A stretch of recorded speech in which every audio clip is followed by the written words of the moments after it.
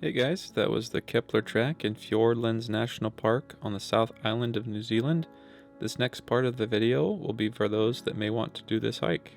It is about a 40-mile loop trail that can be done in 2 to 4 days. I hiked this trail February 1st and 2nd, and I camped at the Iris Burn campsite. With this being a great walk, bookings are required during the season, end of October through end of April, and can be completed on the dock website. It is a moderately challenging trail, and I think most people can do it in 2 to 3 days.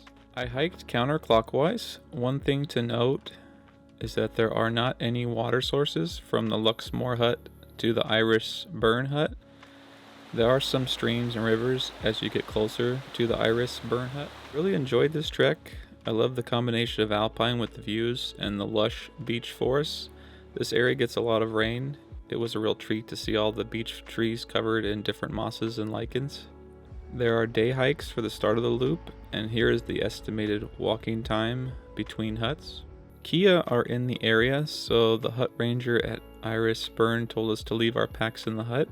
She said that some people had their tent ruined by leaving food inside. As a side note, one thing I learned is if you see the yellow around their eyes, they are younger than 3 years. Sandflies were at the Iris Burn hut and campsite, so good idea to bring some repellent. Bogs are a rare ecosystem these days, and you get to see one on the trail. Also of note is that you pass one of the rivers used in the Lord of the Rings for the river Anduin.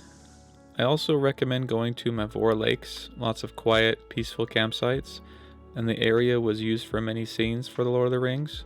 It was one of the highlight destinations for me on my New Zealand adventure. There are many other excellent nature activities when around the Fiordlands, so if you plan to hike the Kepler, here are some other suggestions to add on to your list. Key Summit, Lake Marion, Milford Sound, Gertrude Valley, and the Rootburn Track, which can be started from the divide side where Key Summit is. The Rootburn is a must-hike trail, so it's a good idea to plan hiking the Kepler and Rootburn around the same time. If you have any questions about this hike, I can be reached at Kerry Mercer 85.